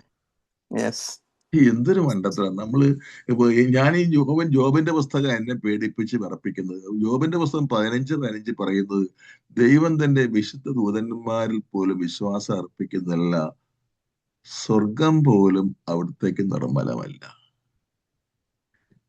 അപ്പം അതുകൊണ്ട് അല്ലെ പിന്നെ ഈശോ എങ്ങനെ പറയുമോ, എന്റെ സ്വർഗസ്ഥനായ പിതാവ് പരിപൂർണനായിരിക്കുന്ന പോലെ നിങ്ങളും പരിപൂർണനായിരിക്കുവിൻ. അപ്പൊ അതുകൊണ്ട് നമ്മൾ പൗലോസ് പറഞ്ഞ പോലെ, പൗലോസ് ഇത്രയും മുകളിൽ എത്തിയിട്ട് പോലും പറഞ്ഞ കേട്ടോ, ഞാൻ ഒന്നും എത്തിയിട്ടില്ല, അല്പം കിട്ടിയെന്നേ ഉള്ളൂ, അതും പിടിച്ചോണ്ട് ഓടുകയാണേ എന്നാ പറഞ്ഞിരിക്കുന്നത്. മുന്നോട്ട് ദൈവത്തിന് സ്തുതി. ഇനി ആർക്കെങ്കിലും വല്ലതും പങ്കുവയ്ക്കാനുണ്ടോ? ഒരാള് പങ്കുവെക്കുന്നെങ്കിലും എല്ലാവർക്കും അത് ഉപകാരപ്രദമാകുന്നുണ്ടല്ലോ. അങ്ങനെയാണ് ഒരാൾ എല്ലാവർക്കും ചോദിക്കാൻ പറ്റുന്ന വരികയില്ല, പക്ഷെ ചോദിക്കുന്ന ആ ചോദ്യം എല്ലാവർക്കും വേണ്ടിയാണ് ചോദിക്കുന്നത്, എല്ലാവർക്കും അതിന്റെ പ്രയോജനം കിട്ടുകയും ചെയ്യുന്നുണ്ട്.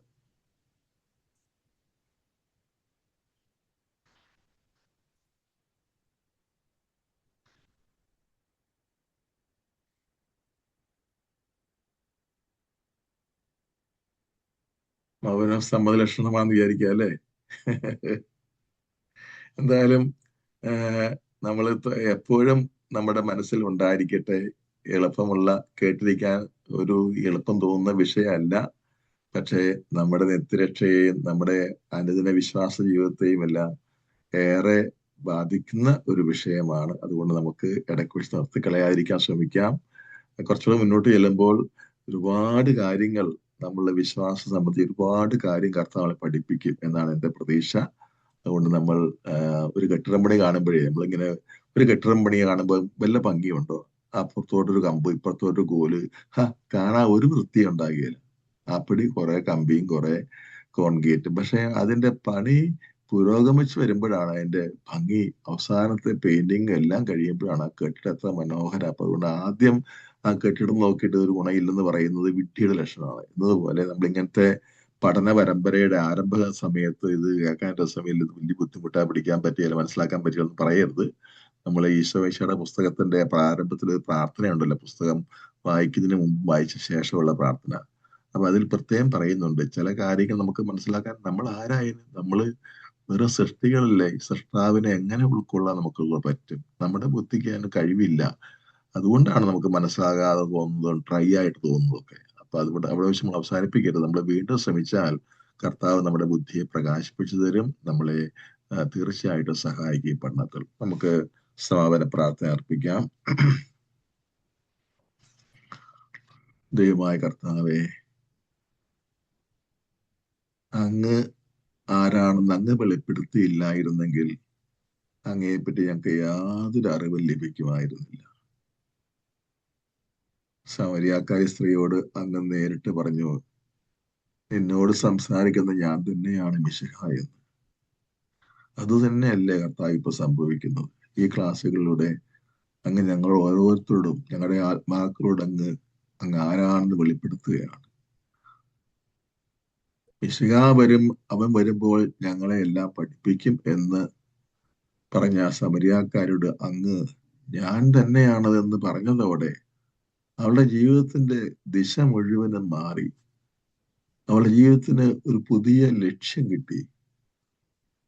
അവൾ അവിടെ വെച്ച് തന്നെ പൂർണ്ണമായും രൂപാന്തരപ്പെട്ട ആളായി തീർന്നു. അങ്ങയെ പറ്റി അറിയുന്തോറും ഞങ്ങൾ പോലും അറിയാതെ ഞങ്ങളുടെ ആത്മാവിൽ കൃപ ചൊരിയപ്പെടുന്നുണ്ട്, വരപ്രസാദം നിറയുന്നുണ്ട്. കുർബാനയിൽ പ്രാർത്ഥനയിൽ ഞങ്ങൾ ഇന്ന് പ്രാർത്ഥിക്കുന്ന പോലെ ഞങ്ങളുടെ ആത്മാക്കളെ പ്രകാശിപ്പിക്കുന്നുണ്ട്. സത്യത്തെ പറ്റിയുള്ള ജ്ഞാനം ഞങ്ങളുടെ ആത്മാക്കളെ പ്രകാശിപ്പിക്കുന്നുണ്ട്. അതിനാൽ കർത്താവെ, ഈ അനുഗ്രഹത്തിനും അവസരത്തെ ഞങ്ങൾ നന്ദി പറയുകയാണ്. ഇതിനെ സന്നദ്ധരായ ഈ മക്കളെ ഓരോരുത്തരെ ഓർത്ത് കർത്താവിനെ സ്തുതിക്കുകയാണ്. വിലപ്പെട്ട സമയം ഇതിനു വേണ്ടി മാറ്റിവെക്കാൻ ഉള്ള മനസ്സും ഇഷ്ടവും കാണിക്കുന്ന ഈ മക്കളെ എല്ലാം പ്രത്യേകം അനുഗ്രഹിക്കണമേ. അങ്ങ് ഞങ്ങൾക്ക് ഓരോരുത്തർക്കും അങ്ങ് പ്രത്യക്ഷപ്പെടണമേ. ഞങ്ങളുടെ ആത്മാവിന്റെ ദാഹം തീരത്തക്ക വണ്ണം അങ്ങ് ഞങ്ങൾക്ക് ദൃശ്യനാകണമേ, വെളിപ്പെടുത്തണമേ എന്ന് പ്രാർത്ഥിക്കുന്നു. മിശിഹാ രഹസ്യം ഒരു മനുഷ്യനെ കൊണ്ട് അറിയാവുന്നതിന്റെ മാക്സിമം അറിഞ്ഞ പരിശുദ്ധ കന്യാമാതാവേ, ഞങ്ങൾക്ക് വേണ്ടി പ്രാർത്ഥിക്കണമേ.